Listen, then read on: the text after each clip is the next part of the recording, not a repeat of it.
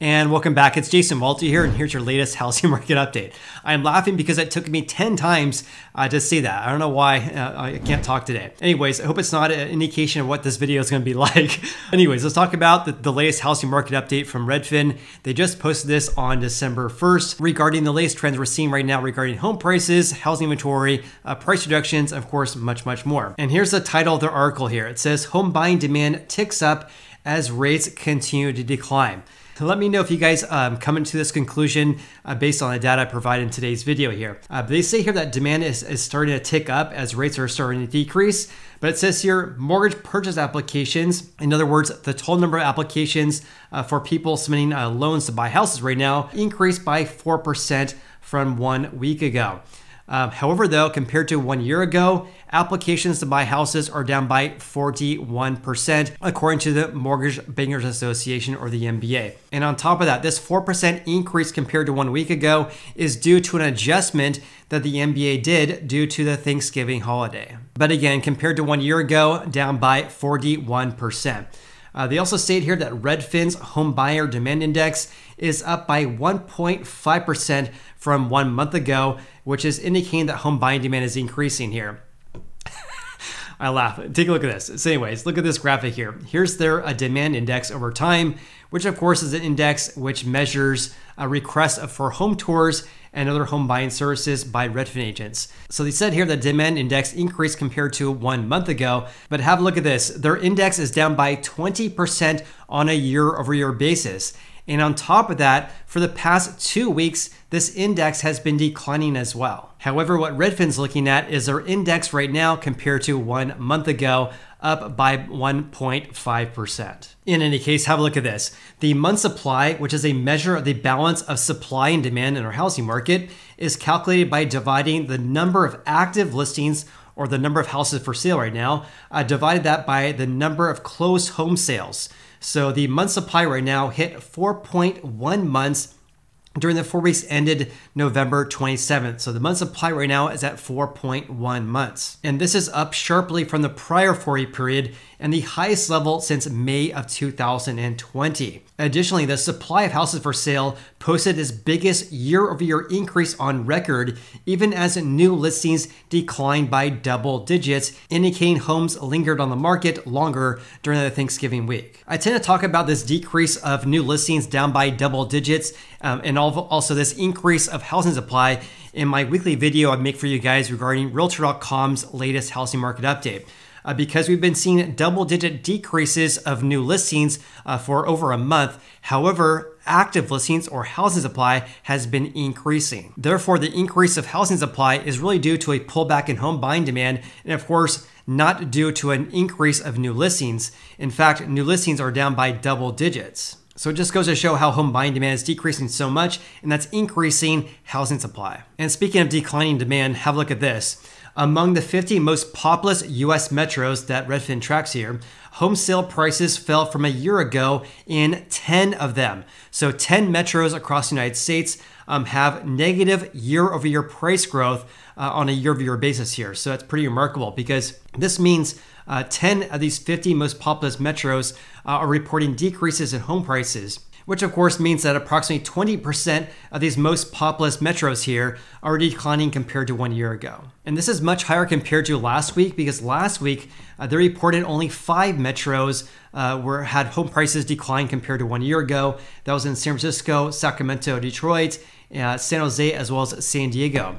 But this week it's actually 10 metros, and prices fell by 8.2% in San Francisco, 2.8% in San Jose, 2.7% in Pittsburgh, 2.3% in Detroit, and 1.7% in Sacramento, and 1.3% in Austin.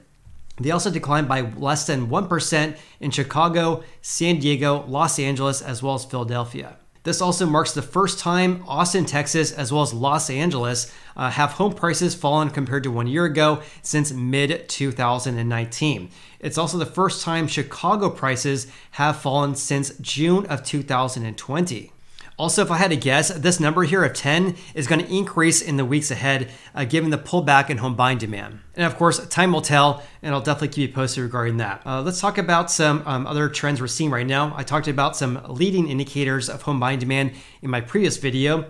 Let's talk about home prices, housing inventory, home sales, and much, much more. So this data in this report here covers the 4 weeks ended November 27th. So the median sold price in the US was $357,000, up slightly from last week and only up by 2.4% on a year-over-year basis. And you can see that when looking at this chart right here, because the median sold price in the US only up by 2% compared to 1 year ago. Median sold price approximately $357,000. Look at this, January 1st, home prices were at $350,000. So home prices only have to decline by about $7,000 or a little bit more than $7,000 in order to get to negative price growth nationwide. In regards to pending home sales, have a look at this. Among the 50 most populous US metros, pending home sales fell the most compared to 1 year ago in Las Vegas. Look at that. Las Vegas down by 65%, Phoenix, Arizona down by almost 60%, Austin, Texas down by 57%, Jacksonville, Florida at 55%, and Sacramento, California, where I live and work as a real estate agent, is down by 54% in the number of pending home sales compared to 1 year ago. Meanwhile, asking prices of newly listed houses actually increased by 4.8% on a year-over-year basis. However, though, this is one of the slowest growth rates since the beginning of this pandemic. And meanwhile, the monthly mortgage payment on the median asking price home, in other words, the future housing payment for home buyers looking to buy a median price home right now, is at $2,342 per month at the current 6.49% rate. And this is down approximately 8% from 3 weeks ago because rates have gone from 7.3% about a month ago now to they're around 6.3% right now. However, though, because rates are more than 3 percentage points higher right now compared to 12 months ago, average monthly housing payments is still up by 40%. Okay, let's talk about pending home sales, active listings, as well as new listings. So pending home sales are down a whopping 35.5% on a year-over-year basis, the largest decline since at least January 2015, as far back as Redfin's data goes. So this 35% decrease in pending home sales is the biggest year-over-year decline since Redfin started tracking this data going back to January 2015. Redfin also reported that new listings were down by 21% from 1 year ago, the largest decline since May of 2020. Which of course was the onset of the pandemic, right? A lot of people didn't list their house during May 2020. Meanwhile, active listings were up by 12.9% from 1 week ago or 1 year ago, the biggest annual increase since at least 2015. Now here's a chart showing pending home sales according to Redfin. This is on Redfin's data center. Here's something kind of scratching my head. I kind of paused for about 10 minutes to try to figure this out. Look at this. Pending home sales, according to their data center, is down by 37.73%. But their housing market update is saying that it's down by 35.5% for the 4 weeks ended November 27th. Again, down by 37% on their other website here, their data center. So I don't know which one's right. It just goes to show how this is yet another error I find on Redfin's housing market update here. What do you guys say? They're only off by 2%, but still this number right here should be the same number as this number right here. Anyways, pending home sales are down by about 35 to 37%, who knows, but have been declining ever since more or less April this year, below 2021's levels ever since April this year. And meanwhile, new listings are down by 21% on a year-over-year basis, below 2019's levels as well. Let's just add in 2020 for fun. So levels right now for new listings are below 2019 through 2021. And it is down by 21% on a year-over-year basis, which does agree to this number right here. Anyways, let's look at active listings. According to Redfin here, active listings is up by 12.9% compared to the same time period in 2021, but still below 2020 as well as 2019 as well. And meanwhile, the month supply, which is a measure of the balance between supply and demand, which is calculated by dividing the number of active listings by closed home sales, increased sharply from 3.4 months from 1 week ago. Now it's 4.1 months, the highest level since May of 2020. And here's a chart showing just that. Their month supply at 4.1 months. 1 year ago, the month supply was 2.3 months. So the sharp increase in the month supply right now, which is quite telling given the fact that the month supply was more or less at 2.3 months 1 year ago, and also well above well below 2020 levels as well right here. Redfin also noted that approximately 32% of all pending home sales went under contract within the first 2 weeks of the house being listed for sale. In stark contrast though, this means approximately 68% of all pending home sales went under contract after 2 weeks of being listed for sale. Also, houses are taking longer to sell right now compared to 1 year ago. In fact, it's taking approximately 8 days longer to sell a house compared to the same time period in 2021. So median days in the market is approximately 35 days right now. In 2021 at this time, it was approximately 28 days. So days in the market at about 36 days right now is right on par with 2020, which is right here in red, but below levels in 2019, where days in the market was approximately 49 days. Redfin also reported that approximately 26% of all houses sold above the seller's final asking price. So 26% selling above the seller's final asking price.